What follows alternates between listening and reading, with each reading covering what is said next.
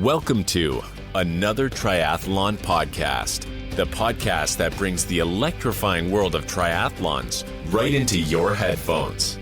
Journey into captivating conversations, share the excitement of race recaps, enjoy the humor only a triathlete would understand, and join us as we debunk myths and bring you the bare, thrilling truths of the triathlon world. So feel your heart pound, breathe in anticipation, and get ready to dive into the world of triathlon. This is Another Triathlon Podcast. Enjoy the ride. Welcome back to Another Triathlon Podcast brought to you by Mauna Apparel.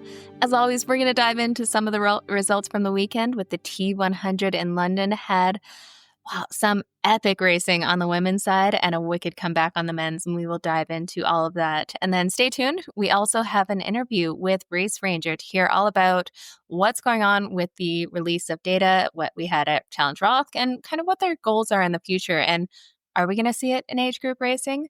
We dive into all of it with James at the end of this episode, so stick around afterwards. But until then, I am joined by Josh, and let's catch up and see what's going on in your world. I see the Super Tri hoodie there. You've been a little bit busy with some travel with them. Little travel up to Toronto, so I don't think we needed it in Toronto with the heat wave up there, but I picked up a nice little hoodie when I was in Toronto for our first pro race of the year, and also a massive age group event that we acquired and ran for the first time. So yeah, that was a really awesome trip up to Toronto and being part of that, and now in the midst of getting ready for the next big one, Chicago, which is like one of the biggest age group triathlons in the world, next weekend. So a week and a half away. And I'll be out in Chicago next Wednesday through Monday and doing a lot of partnership stuff and a lot of prepping for another awesome pro race on Saturday, and should have a good lineup of athletes. We won't have Alex, but we will have many of the others. And looking forward to it. It's been an awesome journey being part of that team and just getting more and more involved with triathlon is the win there. Yeah, definitely. And that was a really fun event. I went there last year and checked it out, and it was very cool seeing the course. That's right. You got the itch after I was at Boston, and you hopped in and went right to Chicago the following weekend. So yeah, we'll have, I'll be there again, seeing what I can do on the ground. There's also going to be Blake from On Your Left is going to be there helping cover the race as well. So some extra publicity for Super Tri and the sport in general, because we all know these short course athletes are really where most of us get our start and those Olympic dreams come from. Yeah, absolutely. And how about you? How's the training going these days? It's going. I have some really, really, really, really good days, and then I'll have one bad day, and then be like, and mentality wise, it's like, nope. I've been here before, and now I've gotten a little bit more experience through some builds and getting to a marathon or a big 70.3 and understanding that those days are going to happen. And I had one of those this past weekend. I had a long run that was 8 miles of tiring my legs at kind of an aerobic pace, and got through that pretty well. Nice little progression. And then it was 7 miles at goal pace. And unfortunately, when I woke up, I saw the T100 London was on, and I was like, oh man, the women's race is going to be good. And next thing I was like, oh, can't leave after the bike, can't leave after the run. Nah. So I started my run a little later than I normally would have, and didn't get through it as successfully as I wanted to. Still had a pretty good run and still got through the whole 15 miles, and looked at like what I was doing on that similar run last year, and it was like a minute and a half per mile slower. And it was like, that was a bad weekend last year, and I still ran a BQ at Chicago. So perspective was right there in front of my face, and my own little Strava memories helped me back up. And today I had my next big speed workout and did a progression all the way down to VO2 max type mile pace. So it was, and crushed it and hit that really well, and right back on feeling good and staying healthy, swimming 3 times a week and biking once or twice. So miles are going up to about 17 this weekend, and we're just over 50 miles this week, and looking to run in the kilometer world 4:14, 4:15 in Chicago, and 6:40 6:45, somewhere in that pace, wherever that equates to. So yeah, that'll get me that sub 3 that we're targeting. And I'm running some pretty good intervals in those paces right now, and the heart rate's not going crazy. So got some work to do, but I am feeling good about where I'm at right now compared to where I was last year and where I was in Boston, and just fitness in general, thanks to triathlon. Yeah, that steady progression, you're absolutely crushing it. And it does definitely get tougher too when you start to get more of that life stress in your world. For a while, you had that time where you could just train and focus on Yeah. entirely that. But Super Tries definitely got you busy. And that makes sometimes some of those workouts you're going in a little bit more mentally fatigued, I'm sure.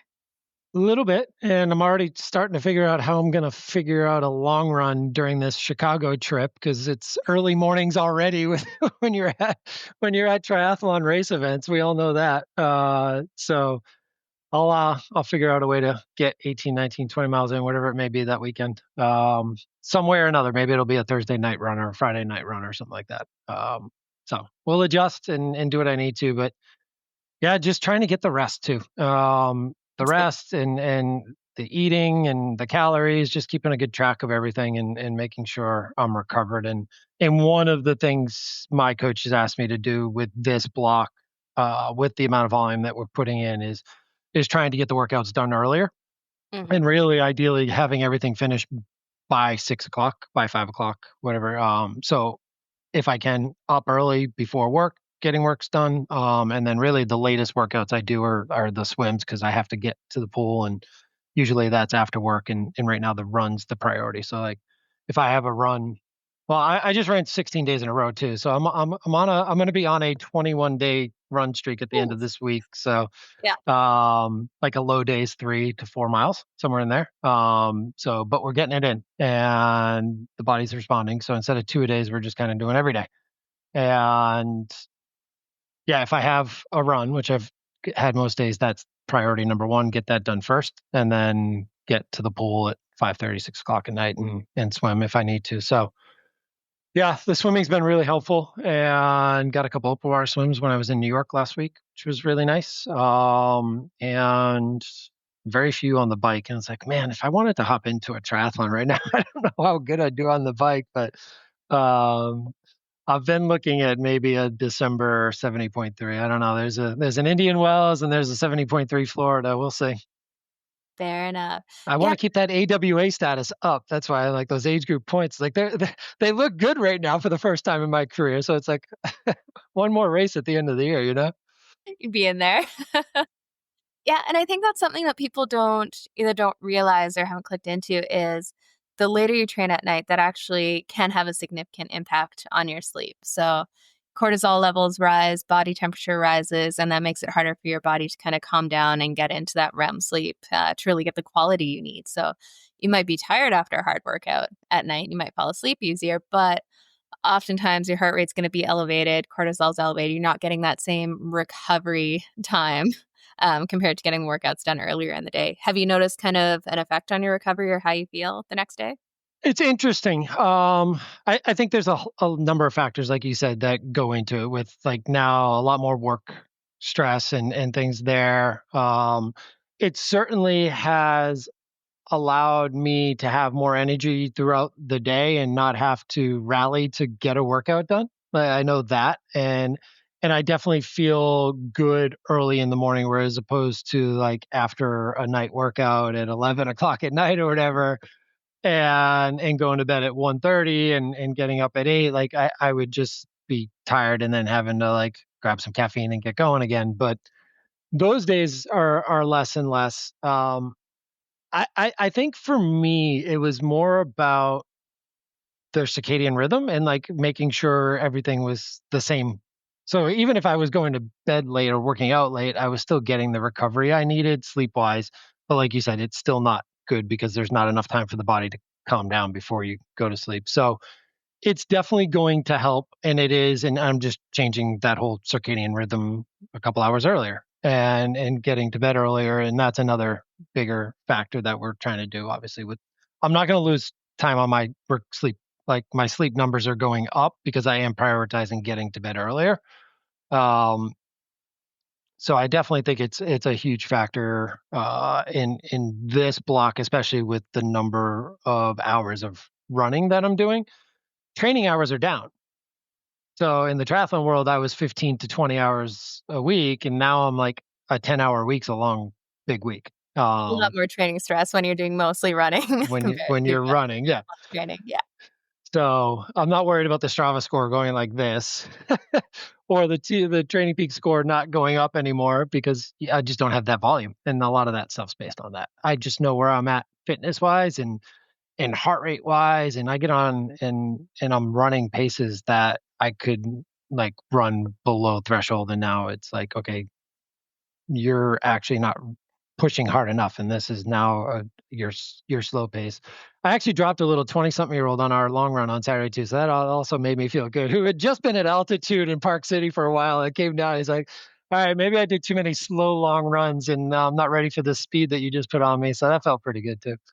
Always fun when you get to drop people in training. Yeah, especially a runner who's pretty fit himself. So Fair enough. yeah, no, it's been a good block, and I'm excited for it, and yeah, I'm just really entrenched with everything. And I tell my athletes too, and other people that I talk to, I think we're all lucky to be able to do all this stuff, but you got to keep it all relative and in perspective, and where you're at. And I think that from where I've come from, I've made a lot of strides, and not everyone is going to have that ability if they've been doing this for a long time. Like we're now getting to like seconds. I'm Less. not taking minutes off of PRs and things like that. And we're all going to have ups and downs. So just keeping all that in perspective has been a big mental shift in my side as well.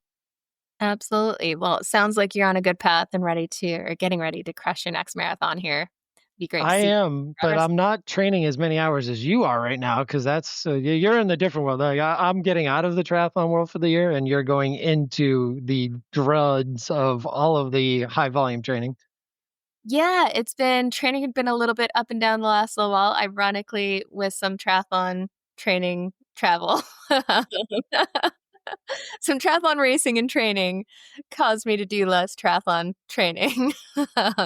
Funny how that works in there. But Yeah. yeah, no, getting into a good groove now. Got 8 weeks I just saw until Kona, which is crazy that it's coming up so fast. And summer's always a little bit more hectic and a little tougher to train, but getting into a good groove again and getting in some decent miles. And What's the actually, actual date on Kona? Is it like the first weekend in October? I want to say the 11th, but I'm not entirely sure. Okay, so it's the same weekend as Chicago. That's yeah. Yeah. Okay. Yeah. So slightly different location.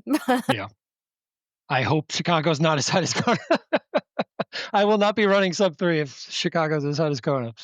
Oh man, that reminds me. So starting to get into some of the heat work again. If you guys remember kind of earlier in this year when it's getting ready for Taiwan in the Canadian winter, I was doing tons of like overdress training in the basement pain cave and just ridiculous amounts of sweat, and kind of moved away from it the last little while, just trying to sharpen up and stuff. And I had my first session back again, overdressed in the pain cave to simulate kind of what Watts had put out with that heat stress, because Kona, there'll be heat stress. And oh, you lose that quickly. That was painful. The whole workout, all I was thinking was, I'm hot. I'm hot. I'm hot. Yeah. Like, it just, oh, I mean, I know it'll come back because made some like massive strides in some of the power I was putting out.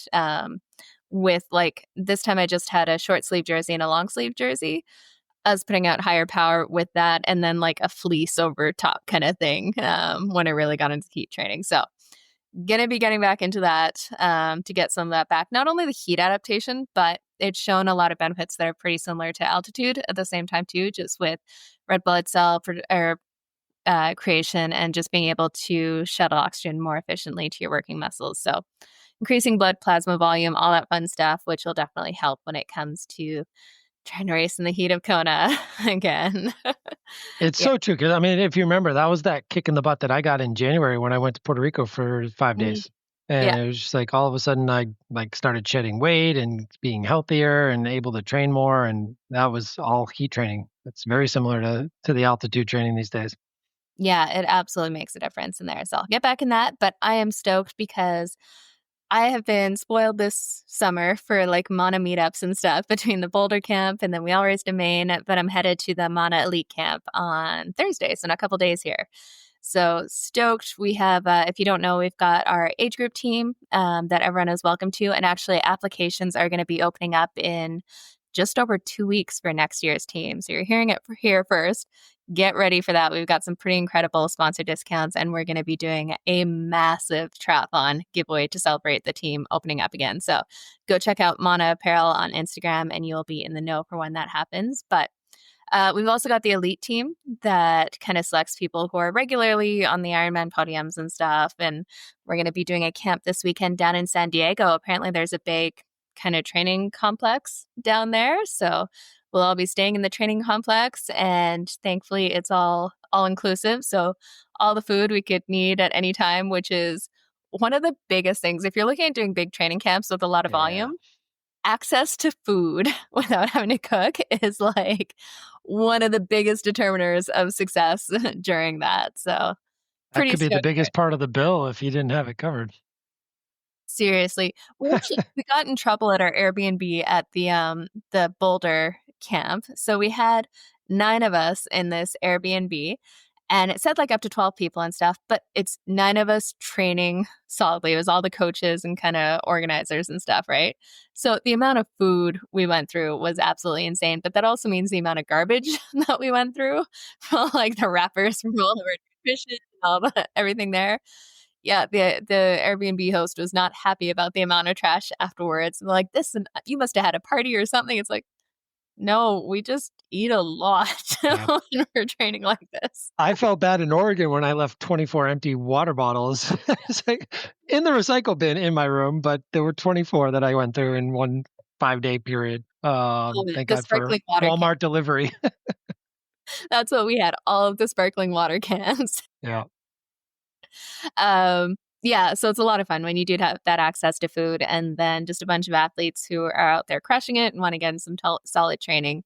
It's going to be a lot of fun to go over there and then, just have some fun geeking out on triathlon again and putting in some solid miles without the kind of distractions of day-to-day life, which is always good, which means doing a lot now to try to get ready to not do a lot other than swim, bike, run, eat. Yeah, it sounds like you might be on your trainer and treadmill a little bit earlier than you were hoping to, based on the storm you ran through this weekend. We have had like the wettest summer, and so I've been hailed on 4 times this summer, which is an insane amount. Like usually where I am in Calgary, it's known for like 300 days of sunshine. It's not wet like ever, but we've been getting the worst storms and rain. I went, like you mentioned, I went on a run the other day, and it was supposed to be really working on hills. So more the eccentric part of hills, trying to run fast downhill and just get some resiliency in the legs. And of course, when I head out, it's sunshine. There's no rain in the forecast or anything. 15 minutes in, it starts raining. So I like stop under a tree and stuff. I'm like, okay, I might run back to grab like a rain jacket to stay a little bit warmer, start running towards my house. It starts hailing with little hail, and then it stops. And then we get into these like giant hail, like the size of a quarter by the end of it, which thankfully painful farther, but I was feeling bruised and battered after that. The last like mile home is when the hail just got bigger and harder. I was just like, this is absolutely insane. Yeah, hailed for like 40 minutes, and then back to sunshine. And I'm like, you gotta be kidding me.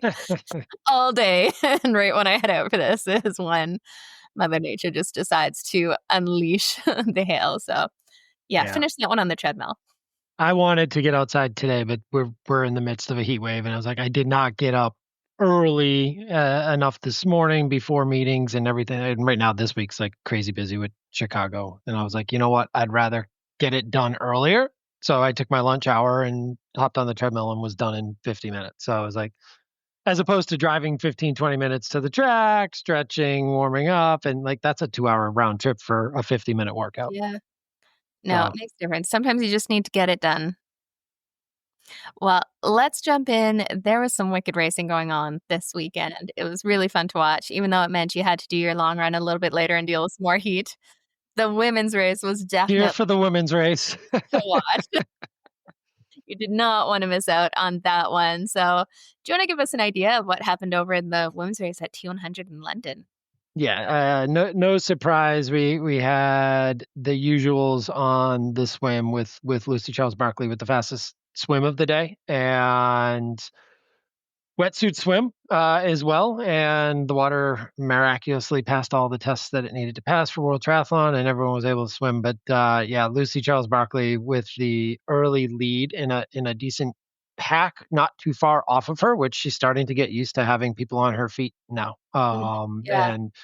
And I think what it's done is now she's gotten healthier for a good stretch of time as she's really been putting in some work on the bike and her run. And that certainly came to show in London. Because she was caught on the bike, and your normal Jessica Learmonth and Kate Waugh and Julie Duran were kind of up there, and it actually took Taylor Knibb a while to catch up.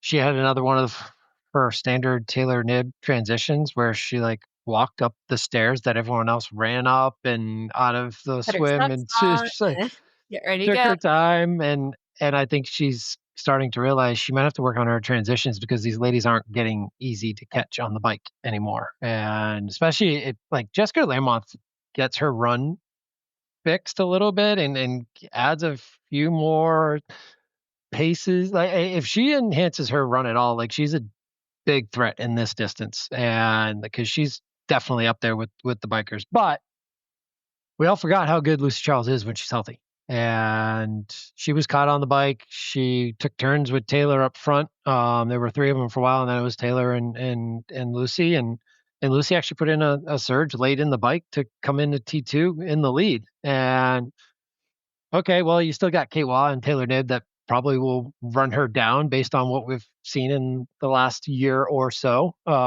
since Lucy had to back out of DNF this race last year, and then DNS at Nice were kind of like that was kind of the end of her season last year.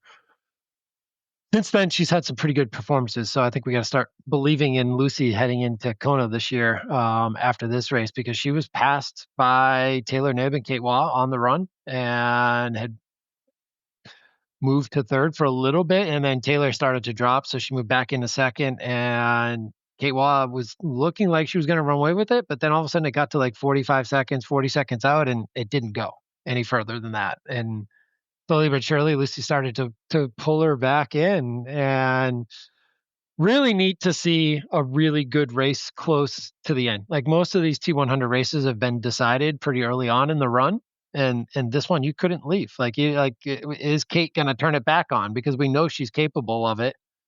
And Lucy caught her with a little bit to go and just kept going, and Kate didn't have that next button to hit. And Lucy Charles with her first PTO T100 distance win ever, and coming off a DNF last year at T100 London, this was a huge comeback for her, important race for her, and I think we all know this was just a piece of her training towards Kona and defending her title there on the island. Even though she had to miss World Champs last year, we all know how important Kona is to all of these athletes, and especially the ladies having their last go as a solo effort this year. So awesome day for Lucy. I also was impressed by Kate Waugh again, because I mean, Yeah. no one expected anything when we got to Singapore, and all of a sudden she took that one, and she's been right there in all the races that she's been a part of, and able to hold on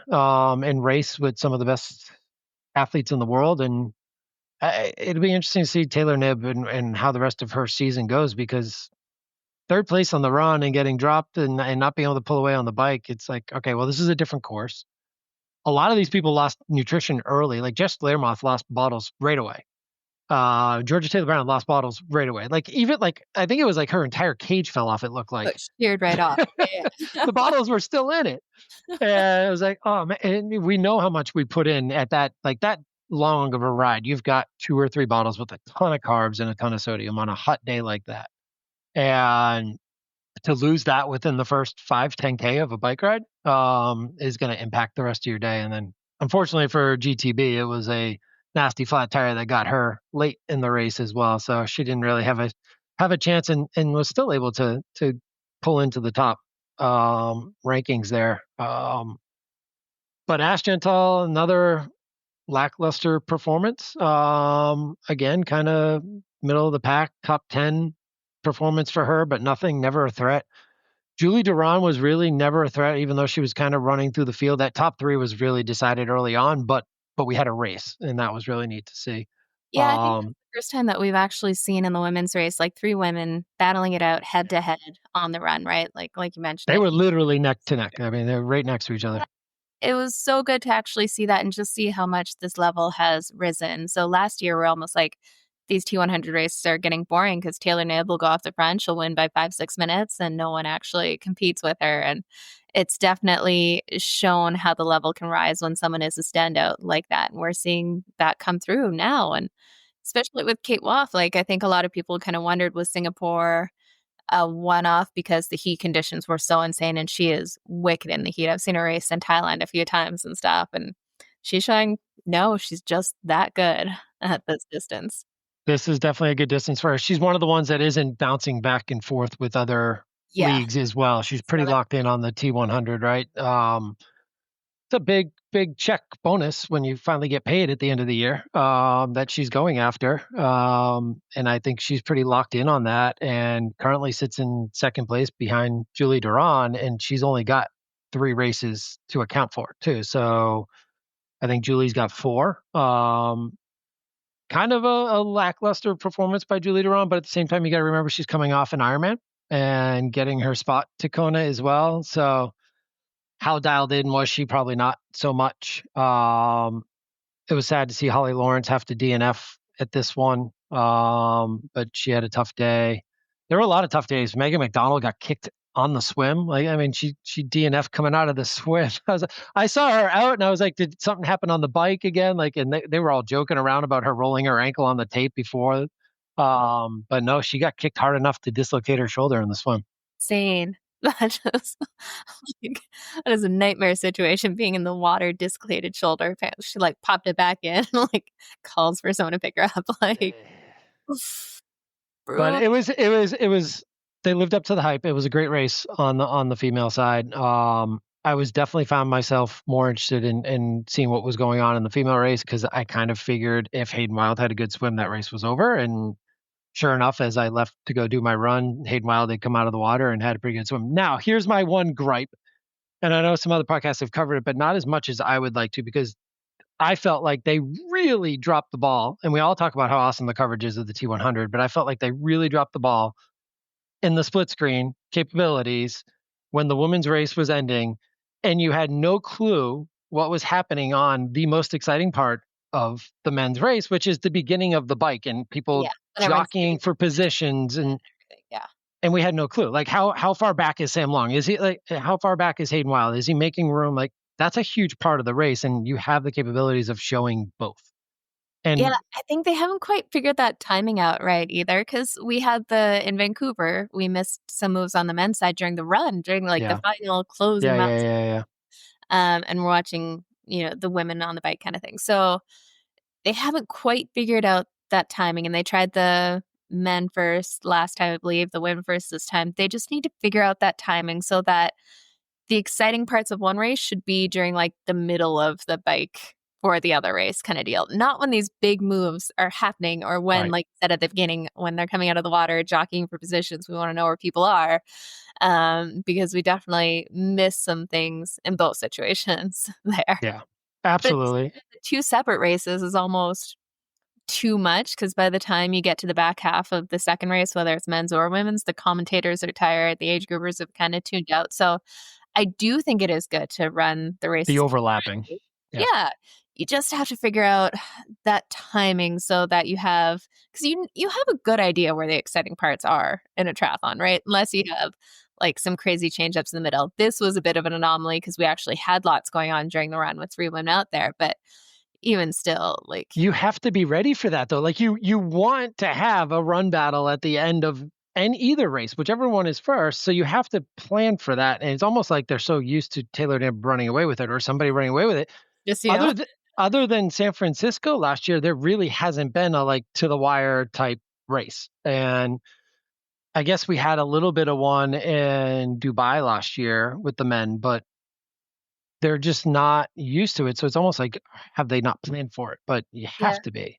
And you know that timing wise, the women are going to end as the guys are starting their bike. Like that, like no matter what, if it's a good race or not, there's still two different races going on in impactful moments. And I think they just have to figure that out. Yeah, it was good to see they had like the quad box and we were getting some split screens and stuff. That's definitely a move forward. And I will say, I like their commentary team. Like you have the knowledge of Jan and Vicky and stuff, and then you kind of have the everyday guy. I can't remember his name on there, but he's not into triathlon, the geekiness of it, but he's asking the questions that people who are newer to the sport would be interested in, but not to the point where you're like, oh my God, they're going over this again. I think they found a good balance there for some insight, and then just different perspectives, even from the pro side too, with Jan being annoyed that these pros kind of chat with each other and have a coffee, and Biggie being on the other side of that spectrum. It's definitely entertaining to see some of the back and forth there. Yeah, it's things have changed in the few years since Jan has left the sport. It's like amazing how different and how accessible it is for these pros. I mean, how much opportunity they have, and we talked about this before we went on air. It's just like it is a prime time to be a professional athlete, and I think there's tiers of professional athletes. There's the T100, we all know that, top 20-ish, and then you have those same type of level athletes in the Ironman world. But then in Ironman world, you're also dealing with 70 other guys that are pros Yeah, lining up. So it's hard for Ironman to go and do what T100 does in terms of athlete benefits and things like that, because you can't give it to 80 people on the start line. yeah, and I think it's totally different because back in like Jan's days and stuff, and really on the Ironman racing as a whole, there's no situation where you're all traveling around in the same hotel. Like T100 and Super Tri, all the athletes are in the same hotel. They're going for the same breakfast. And so it would be hard not to kind of create some of those connections when you're traveling around together and all together all the time, compared to Jan and his days in the Ironman racing. You maybe see them once a year in Kona, and outside of that, you're all off doing your own thing, and you're probably not staying at those same hotels. Homestays, Airbnbs, whatever it may be. Totally. Yeah. A whole different setup. Roadside motels back in the day. Definitely some crazy stories with some of the racing over in like the 90s and stuff. But yeah, I think it'd be hard to keep that distance in that kind of situation, like the T100. I agree. So yeah, and we started to talk about the swim on the men's side. The regulars again led this one out with Rico right there up front at the top of the swim, and we all kind of figured, where is Menno and like who's going to push it? Are Menno and Rico and Leo Berger going to push? I think Leo ended up leading the swim out of the water.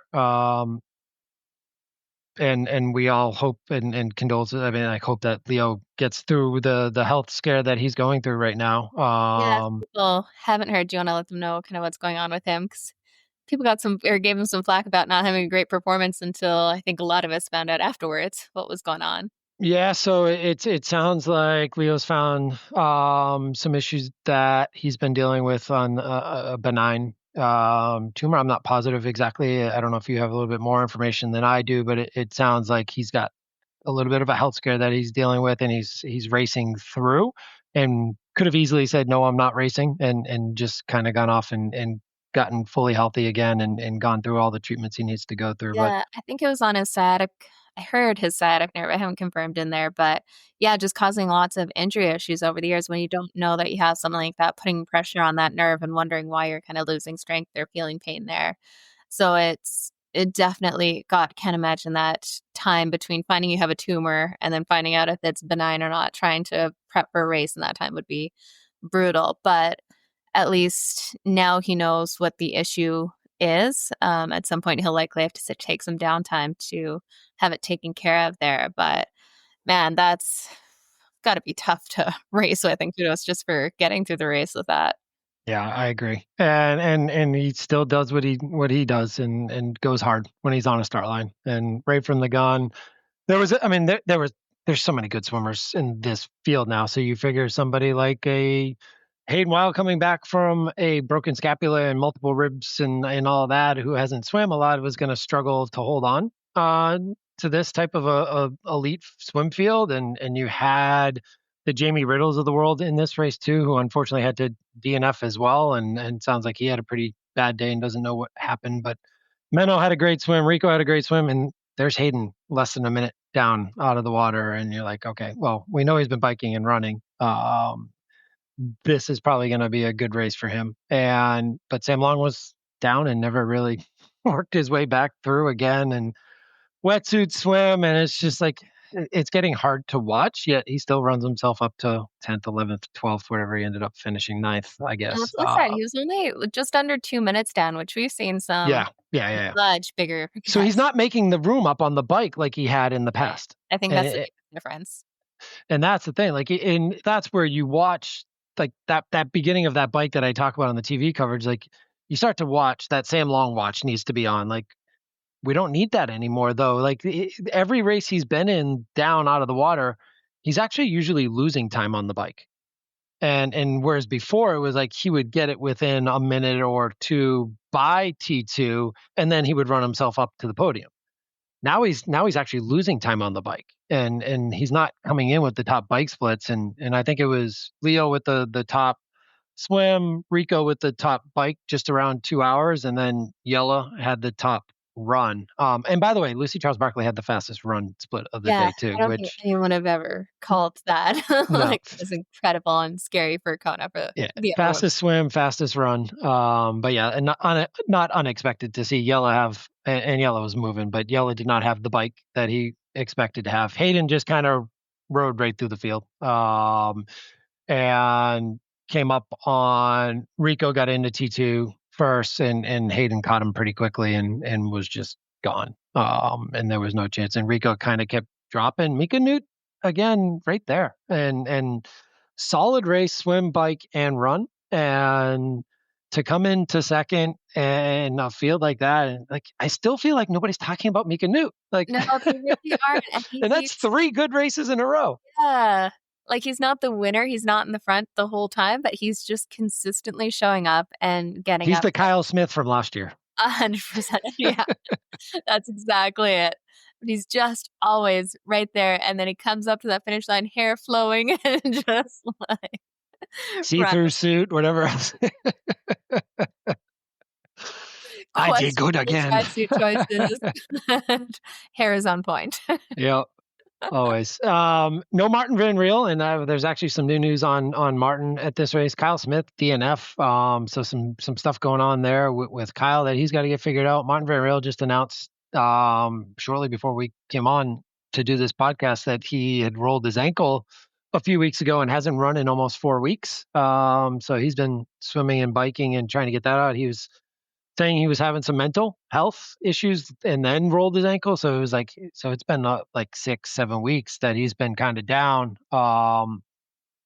Makes you wonder how good he can get before Nice. And then obviously 70.3 Worlds is going to be a question mark for an athlete like Martin, like with Qatar and the rest of the T100 series right around the same time as 70.3 Worlds. So do we see a Hayden Wilde at 70.3 Worlds, or do we see a Hayden Wilde skipping 70.3 Worlds for something like the T100? So there's going to be some decisions made in that middle distance World Championship / T100 end of season. Right.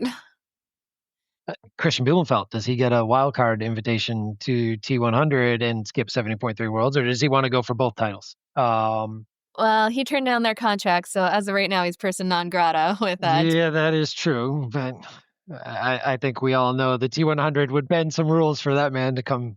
I don't even know. They've been so hardline on that rule. Yeah. That's been one thing that does not seem to have flip-flopped at all. Kind of, if you guys don't know, they essentially said either you sign up with the contract with T100. If you were in the top 10 and offered a contract, right? If you were offered a contract, either you sign it or you're not going to be invited to any of the events in 2025, which I think, to me, that seems like a misstep because there are some of those big names that we would love to see there, like the Christian Blumenfelds or the Kat Matthews or people who did well in the series before. that there's no chance of them showing up, and instead we're getting some wild cards of people who, quite honestly, we've never heard of, and they won't feature in the race whatsoever. Like, it'd be so much cooler to have like a Kat Matthews in London kind of thing. Like, how cool would that be? And see her go head to head with Lucy. And yeah, I think that's a bit of a misstep. So I can't see that happening with Blumenfeld, but that means we get to see him at 70.3 Worlds. 3 Worlds.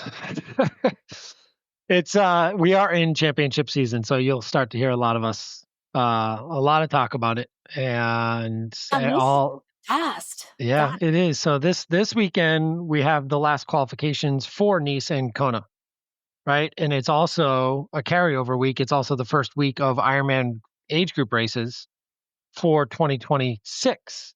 So we're going to see the new roll down at an Ironman for the first time, which is going to be men and women in the same slot allocation time, the new time slot. So this weekend we've got Kalmar and Copenhagen. So the men at one and the women at the other. So it'll be an interesting weekend in the pro field. Chelsea Zadar has to get around and validate for Kona. And there's only one slot on offer for the women there. So that's going to be a tight race. But a few women have already qualified for Kona. So that helps a bit. Should roll down a little bit at least. Yeah, I think it'll be an interesting race.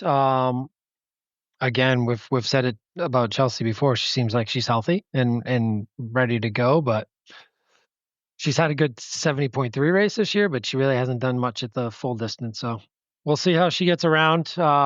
It'd be nice to have another name in the factor for Kona who's been there and knows how to do it.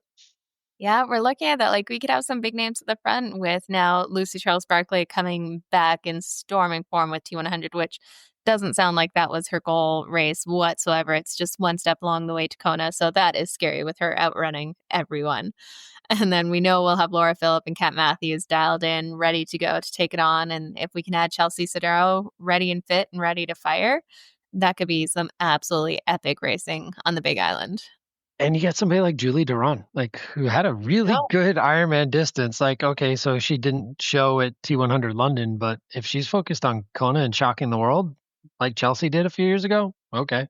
For sure. And we've seen it happen before with like Chrissy Wellington rocking up and no one knows who she is. We definitely know who Duran is at this point, but yes, we don't know what she can do at that distance. Then we're going to have Taylor Knibb too. Like,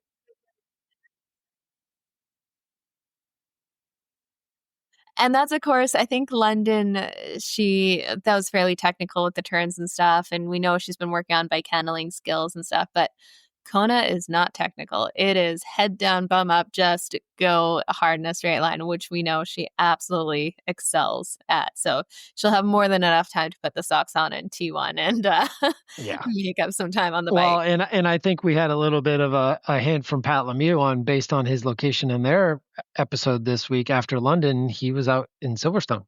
And so Taylor's at the wind tunnel getting aero testing for Kona. What I'm saying is that she's never done aero testing before now. I mean, she used to ride on a road bike, so I mean... Man, so she's in a position that feels good and looks good, right? But who knows? If they find a few watts here and there with the aero testing, like, watch out. Yeah, that's scary.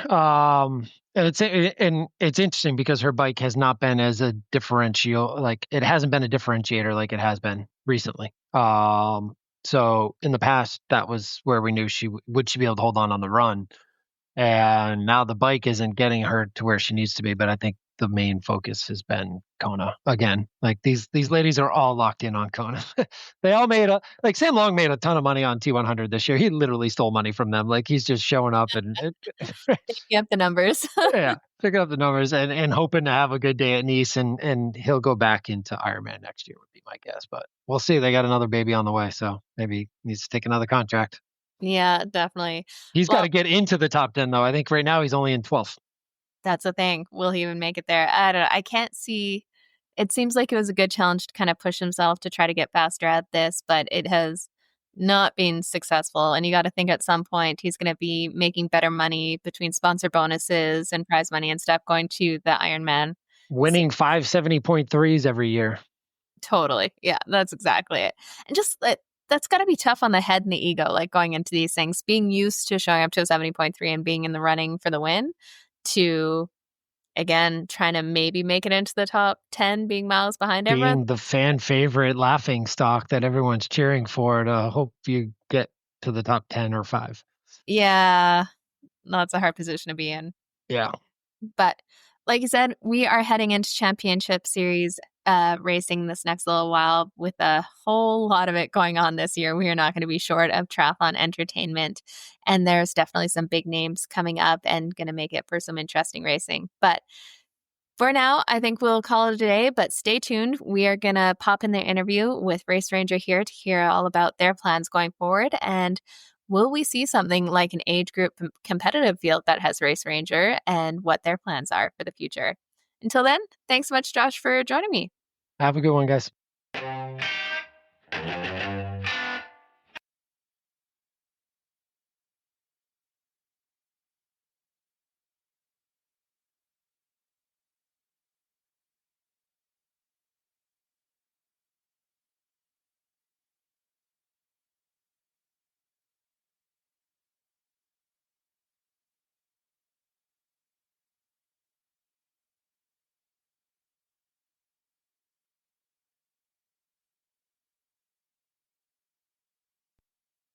As mentioned, this week we have James on to talk to us about Race Ranger. They have been in the news nonstop in the triathlon world with the most recent release from Challenge Roth, actually sending out some of the athlete data. So we're going to get his thoughts on that and get a little bit of a view of where Race Ranger is going in the future. But first, let's say hi. James, thank you so much for coming on and joining us. How are you doing? Thanks, Jenna. Great to be here. Yeah, doing really good, thanks. And yeah, good to catch up again. Yeah, and whereabouts in the world are we finding you right now? I'm pulled over on the side of the road, somewhere between Christchurch and Wanaka in New Zealand. The Canterbury Plains, it's called, very flat part of the world with some mountains in the distance. Yep. Fair enough. Well, we wanted to have just a chat around kind of what's going on with Race Ranger and where you kind of see it going in the future. But why don't you tell us first? I realized I don't really know kind of how it all started. Where did this idea stem from that has become, definitely the most recent talking point within triathlon? Yeah, good question.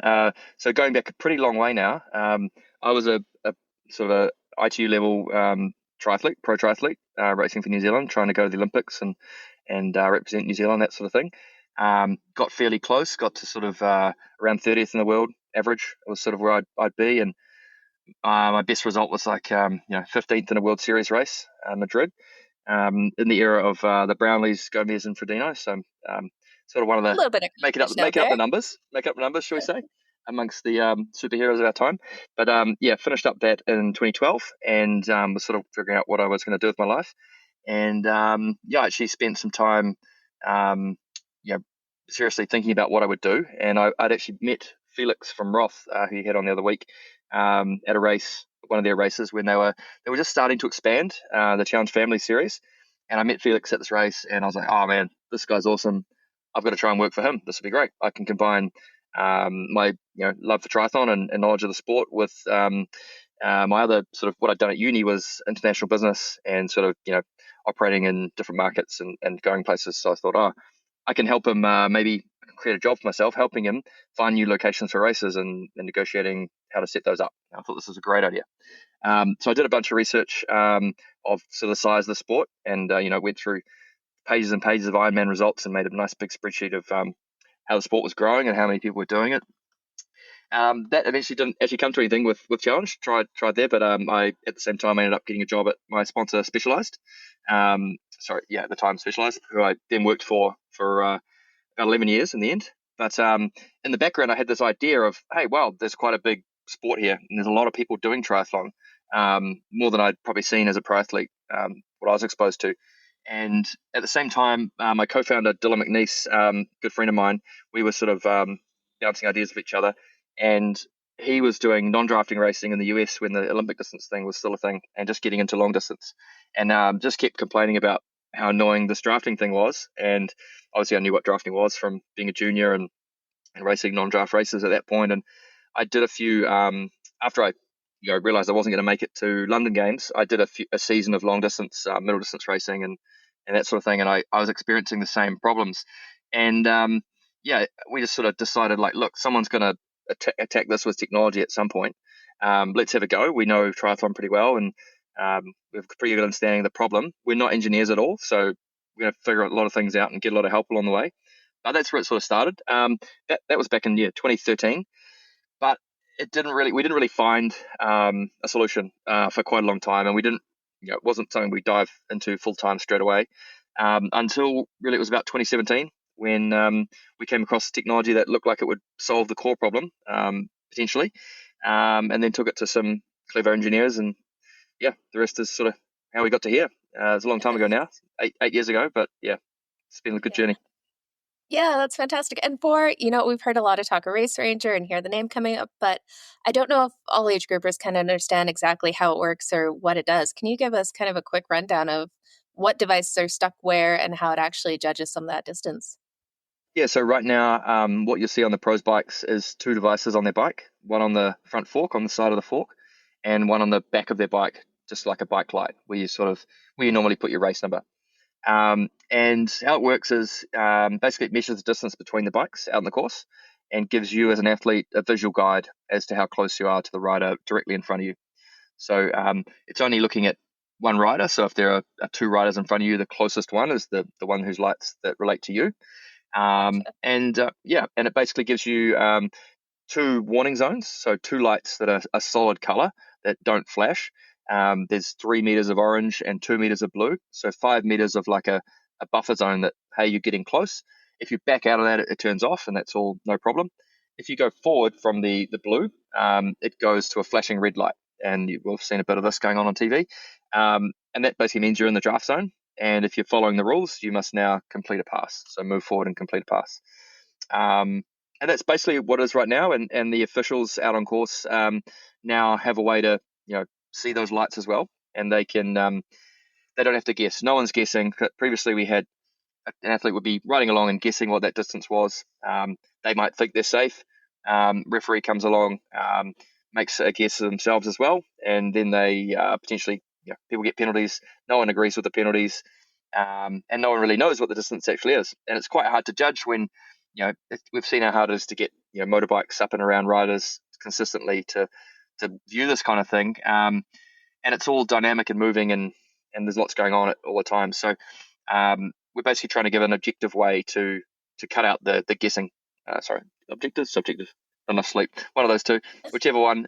Cut out the judgment, and it's just pretty black and white. Or in this case, red and blue, which what's going on. And that's the very first step of what it does, and that's all it does right now. But we can probably get into it. But we're adding a whole lot of things on top of that now, which are going to make it really cool. Yeah, and it's interesting because kind of these draft zones, from what I understand of the lore, is it started with 12 meters in Kona because they had those reflective markers on the highway were 12 meters apart. So that's how athletes could kind of tell how far, whether they're in the draft zone or not. You take that away on courses around the world, and that gets pretty hard to judge, especially as you start getting low on carbohydrates as you're going. It's easy to go a little bit closer to the bikes in front of you if you're trying to catch a draft. So it's nice to be able to see something that is so much, there's less room for error there. You either have the light the color that it needs to be. If it goes in the red, you pass, or you're basically cheating according to the rules right now. Now, it had to be cool to kind of see this coming into some of the big races. So we've seen it at T100 now. We've got it at the Ironman Pro Series. It was just at Challenge Roth. I wanted to get your thoughts. What was going through your head through some of the early days with the T100 races with Race Ranger when we're seeing a lot of red lights and no penalties coming from it?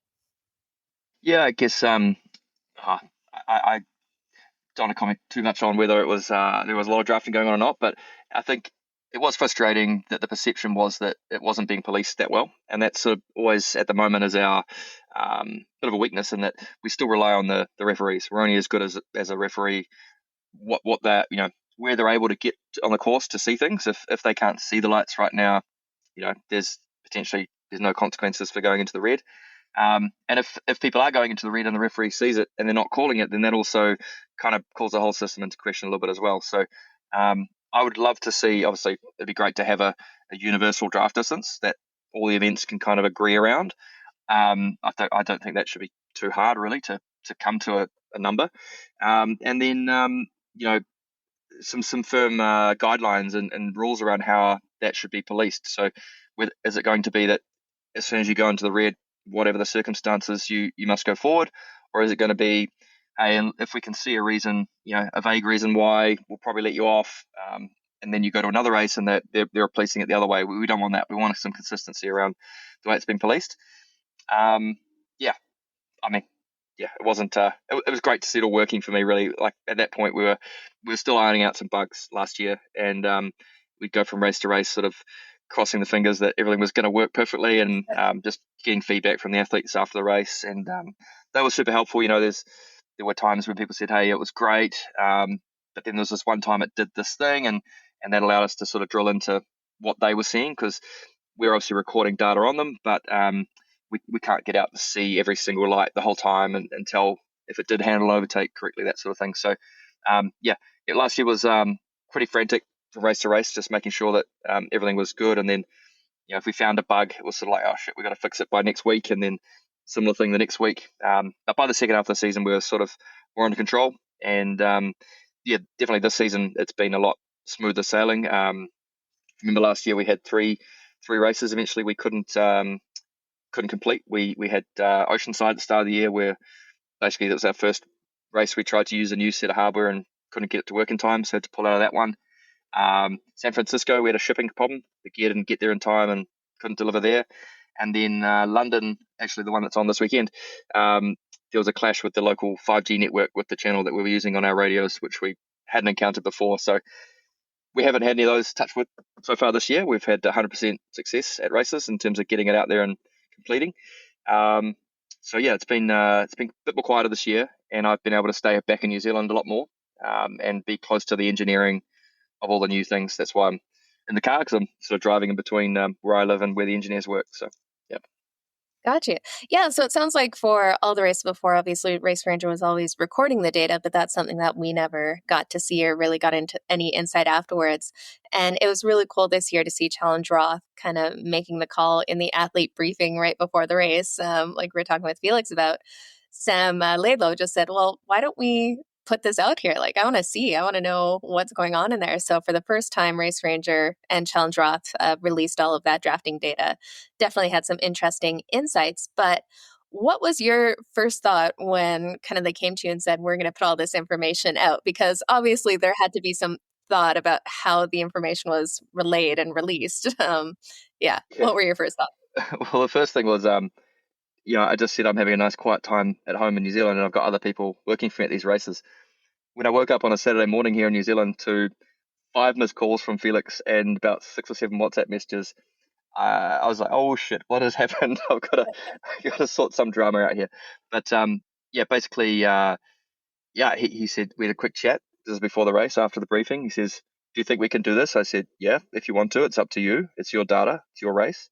As long as you're happy that no one's going to get too upset about it, and you've got approval from the athletes to do it, then I don't see why not.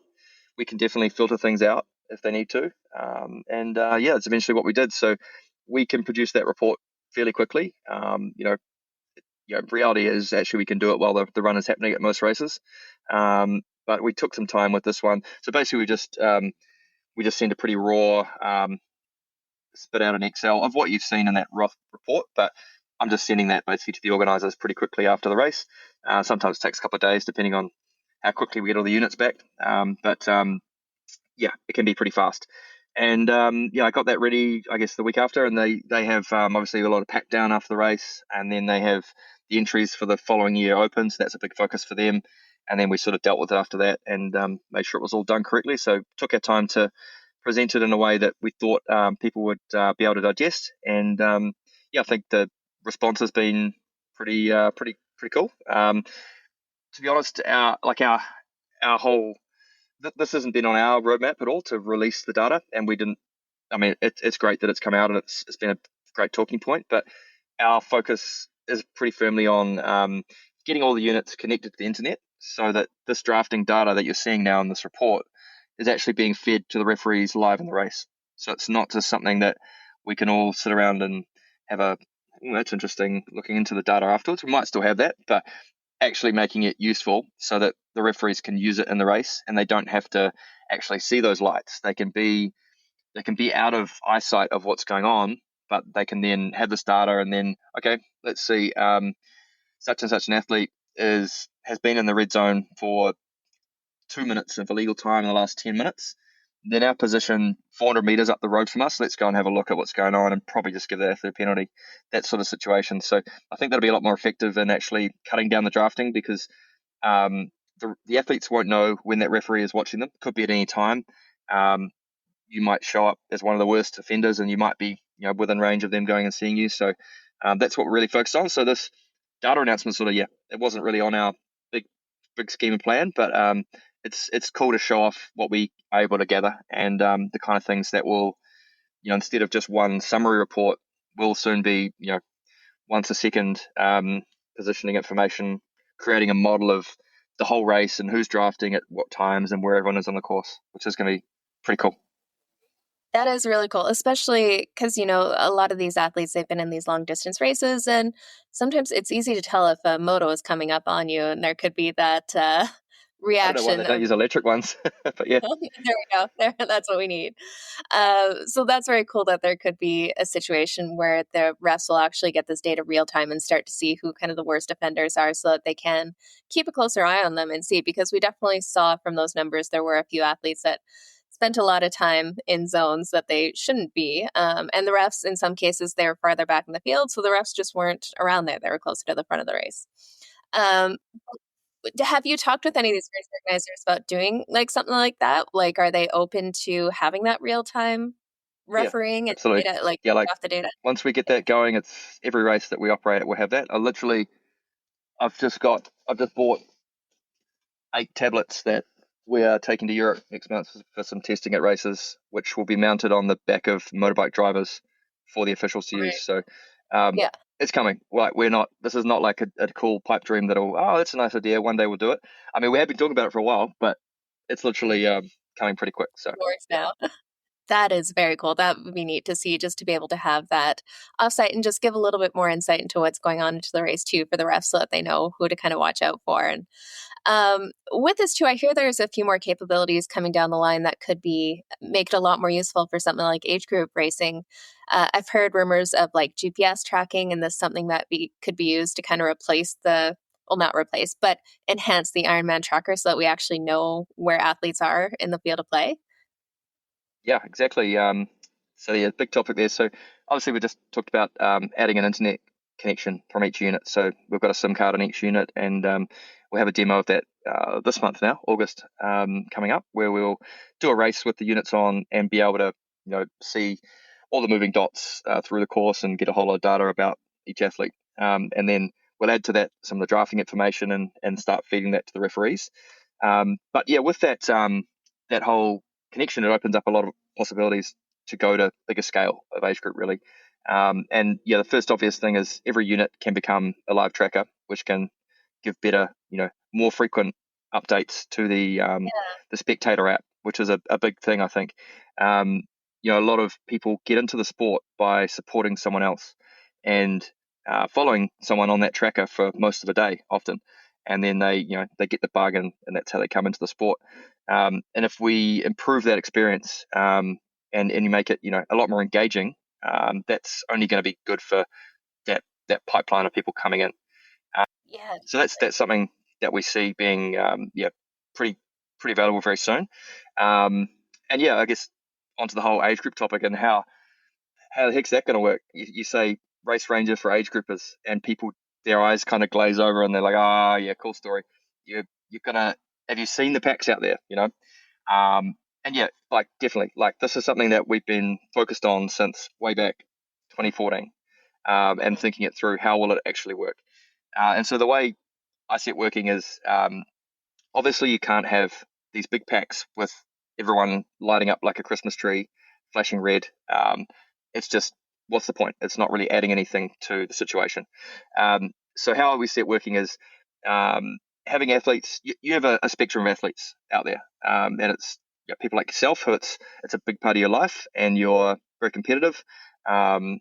You're if you could have been a professional, you probably would have been at some point if you started early enough, or that kind of thing, right? You take it that seriously. That's about right. And it's who you identify as, and you are trying to get coins to go to world champs and slots, and you want a fair race, and you want to compete, and you want to be policed properly.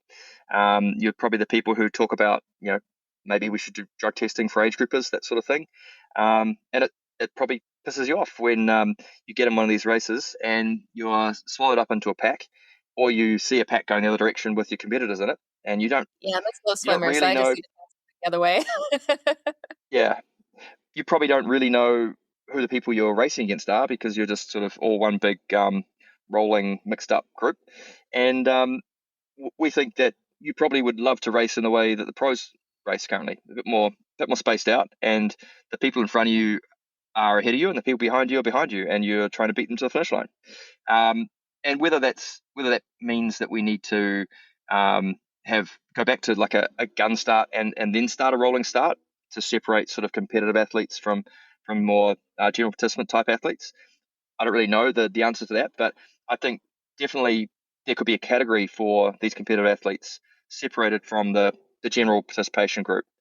And that general group, I don't have a great name for it yet, but the rest, I think general participation, or we still call them athletes, because it's definitely an athletic act to finish an Ironman, right, or a 70.3. But they're not they're not like you. They're not sort of it's their life yet.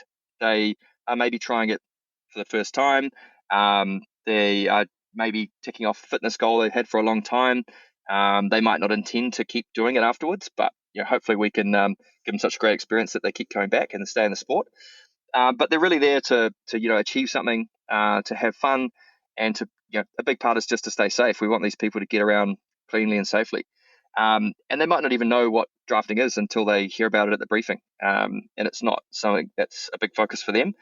And the other thing we see is they're not always being policed that heavily. Sometimes you get bunches being pulled over into the penalty tent, but a lot of the time, from what I hear and from what I've seen, is a referee will pull up on a group and they'll say, "Hey guys, just stay safe, okay? Just keep your distance and be careful out here." They don't want a big pile up out there. No one wants that. That's the first thing we don't want, right? So I think clearly there's sort of two groups here, and we're not catering that well to either of them. The competitive group want that competitive race. The general participant athlete, they don't really want the hardcore policing side of the sport. They just want to have a fun and safe day.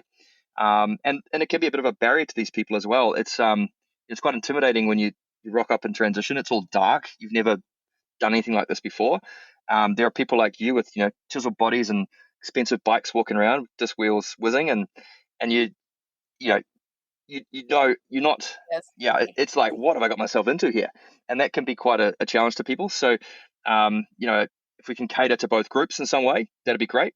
I think that begs the question of how do you split these groups up, because you're never going to have a situation where there's one day for one group and the next day for the next group. They're always going to mix on the course, right? So that's a reality. And so for us, how we see this working with Race Ranger is we will have 2 units for the competitive athletes, so a front one and a rear one, just like the pros currently do. And that'll basically work very similar to how it works in the pros. And then in the rest of the field, they will have just a rear unit, because these athletes will inevitably mix with the competitive athletes on course. You've got people like, say, my mum, 70 plus, racing with a 25-year-old guy. Mum might be really competitive going for that slot, but she's probably going to get overtaken by this young, fit guy. So when the young guy overtakes my mum, she will see some lights on the back of his bike. If she re-overtakes him, he won't see any lights. So basically, unless you've got a front unit, you won't be seeing any lights. So the bulk of the field, the general participant group that are riding in these large rolling groups, so we call them kindly, there won't be any lights there at all. It'll just be giving them the benefit of improved tracking. And for the other part to it is the event now knows where every athlete is on the course, on the most dangerous section, I guess, the bike. So they can get notification if someone leaves the course, if they have a crash, that kind of thing. If they've gone off a cliff and they didn't, at the moment, they didn't show up from checkpoint 4 to checkpoint 5. I wonder where they've gone. Maybe they've gone back to the hotel. Maybe they've just stopped on the side of the road. Maybe they've had a crash. But now we'll know, hey, Dad's actually down that hill there. He's 5 meters off the road. That Please, can't be good. and the event will know that straight away. So it adds a whole lot of possibilities to the race experience in terms of how we manage races. And I think, it caters to everyone in terms of a bit more about what they want on the race day. Mhm. That's the general gist of it. I think we have to Yeah. obviously work out the ins and outs of that. And the other part that we're sort of not sure on yet is what would the percentage be between people who consider themselves a competitive athlete versus someone who's more a general participant. What are some other things that you could maybe do differently if you did have this sort of separation in category? Do you have a dedicated briefing to the competitive group and a more fun and safety focused briefing to the other group? Do you put the racks of the competitive group next to the pro racks so they feel a bit more, this is where I sit, I'm a bit closer to the pilot on the plane, in business class. I don't know, there's a whole lot of options you could do there. I'm not going to Yeah. tell the events how to do that part, but we have the capability to run it either way. Whether you stick with the rolling start and everyone's mixed up, we'd still have this possibility of lights on for one group, not for the other. I just think having a gun start would be great for people like yourself. I'm not sure, be keen to hear what you think, but you probably want to stand on that start line and get the nerves, because you know that these ladies you're standing next to are the ones that you need to beat to the finish line. And you're going to have a fair race, and there's going to be people targeting, there's going to be officials out there watching this specific group, and you're not going to have to worry so much about being as mixed up in the other groups. And I think it has some legs, and I'd be keen to hear what everyone thinks. But that's sort of how Yeah. we see it No, working. Yeah. cool. Yeah, that'd be really neat. And we already have kind of an idea similar to that. Like sometimes there'll be wetsuits or swims where wetsuit is optional. And the people who want to do wetsuit optional, who are out just to participate, they start at the back after everyone else is gone. So that splits it up a little bit. But I think this could definitely bring it to that next level where we have a little bit cleaner racing, to be fair. Like for me, that sounds amazing. I'd love to see something like Race Ranger for the more competitive athletes. And maybe it's user separated in there. It's like, okay, maybe I pay a little bit extra to be in this competitive field, to be with Race Ranger. I would be absolutely happy with that, just to get a little, one more space around you, because sometimes that can get a little hectic with athletes who don't quite know what they're doing, or just separate it out a little bit and do something like wave starts again, like just having different age groups or men going off and women going off in these like pack starts, because unless you have someone on course right now, if you don't have anyone there with you, you're at a disadvantage because you don't actually know where you are versus your competitors. It's like, great, there's an out and back. I can see there are 5 women ahead of me. I don't know if they started 10 minutes behind me, in front of me, where I am in there. So something that makes it a little bit easier to have the race starts go back to, kind of a competitive race start where we all start together. I'm definitely all for. And one thing we talked about with Scott Drew, the Ironman CEO, there was just about making racing more fair and things around doping and drafting and all of that. And this just seems like it's another tool in that fight for fairness within the age group racing, along with something like doping, where we are making the races more fair. Because, like you said, some of us put so much of our life into this training and racing and getting out there. And it just sucks seeing some draft packs out there when you know that it's 30% less energy for them to be behind a wheel in front, and something I hate to say kind of shaming people into it. But I think if people see a red light constantly in front of them, it might give them pause or just a second thought to it. What do you think? Yeah, definitely. And thanks for the questions you asked Scott a couple of weeks ago. It was very good to hear him say those things. And I think how they're moving with this competitive, what do we call it? The reorganization of how they're giving out slots to World Championships, the qualification process. That aligns really well with what we're proposing here. Is probably a good evolution of that.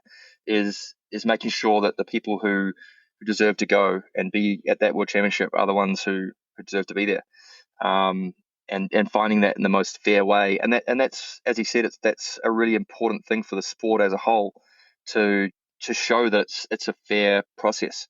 We're very hardest on this, obviously, with the pros, and there's strict drug testing, and obviously race rangers in use there, and things are policed as well as they can be. But if we're not doing that for that next year, people get disillusioned, and they do drop out of the sport if they can't see the next step For the competitive minded ones, other people, they just want to tick one off every year, and that's fine. But the really, hardcore people in the sport, I keep coming back to you, like yourself, seeing those packs out there and not knowing if your competitor's in the middle of one and they're going to steam past you on the run just by virtue of what start wave you've gone off in. It's not ideal when everyone knows it's happening. It's just I think it can be done better. Yeah, definitely. I know myself personally, there are certain races that I'll just never do because it's too easy or too common to see those draft packs all together. It's like, as a poor swimmer, knowing that there'll be packs ahead of me kind of working together, it's just like, well, that takes all the fun out of it, right? Because it should be me racing the competitors in my age group and field, or the other women out there, not me racing against the guys who are pulling along the other athletes. So having something that makes it easier to really, one, make sure you're in the legal zone, take the guesswork out of it, give the referees more options to be able to see whether people are drafting or not. But on top of that all, it's just cool to be able to know where your athletes are on course. Like as a coach myself, this weekend at Ironman Ottawa, I had like 5 athletes racing. And at one point they all went blank and it showed they did not start. I'm like, okay, what are the odds 5 of them have gone off course and we don't know where they are? No, it was just a timing mat issue. So as a coach, that would be very cool to be able to follow along with races, the amateurs that I coach, because obviously they're not on screen or on the TV being followed around. It would really be useful in that regard too.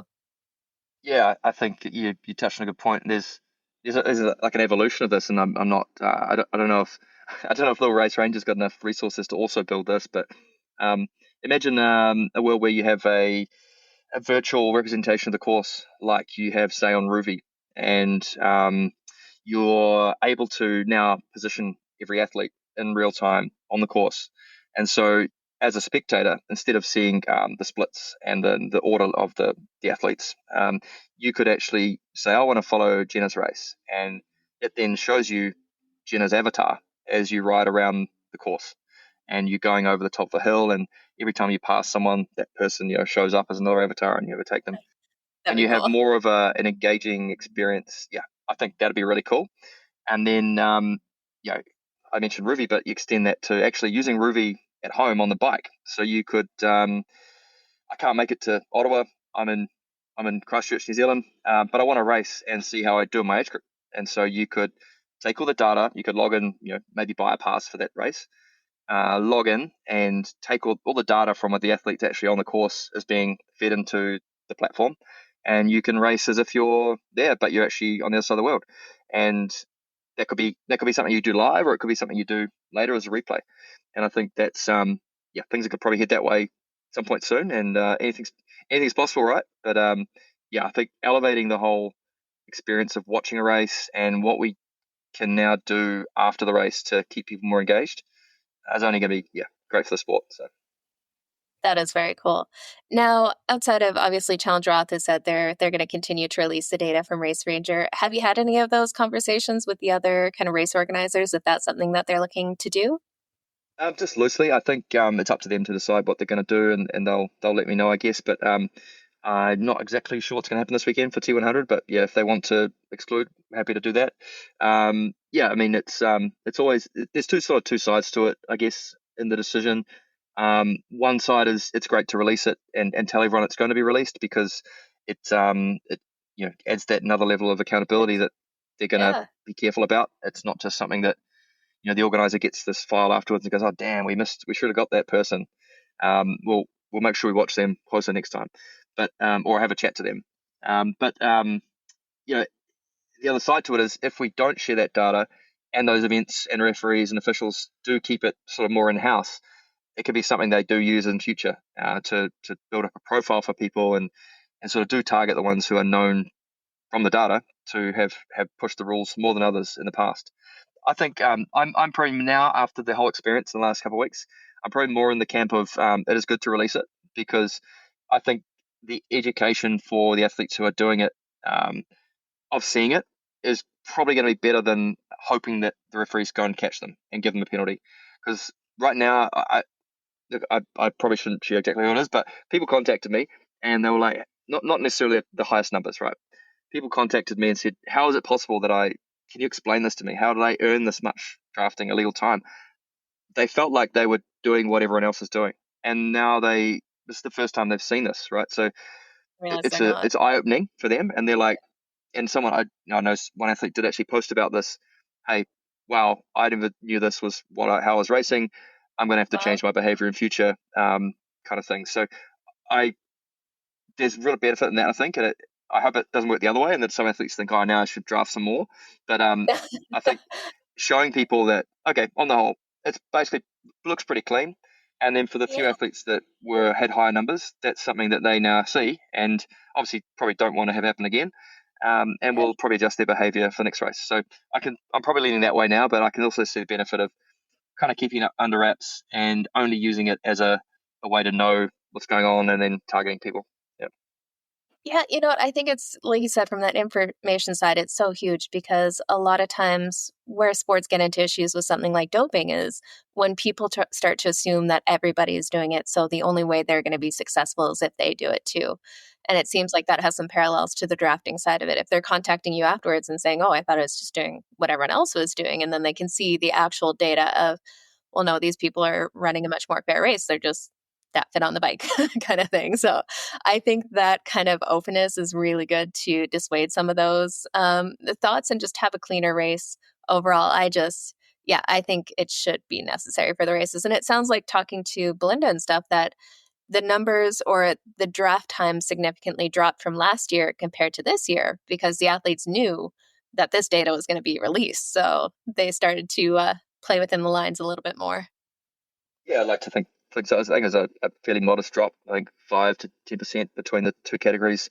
Every race is different, right? So there's different courses and different field densities and things. So just how it plays out might have had an effect there. But I think over time, like particularly the ones who've scored quite big times, they probably don't want to have that happen again. So, and it's not, most athletes doing this sport are pretty hardworking and honest people. So I think they won't have enjoyed that label that they've had for the last week, and I hope it really doesn't stick with them too long, and this becomes more of a normalized thing. I think I mentioned on another interview, we don't vilify people who get drafting penalties.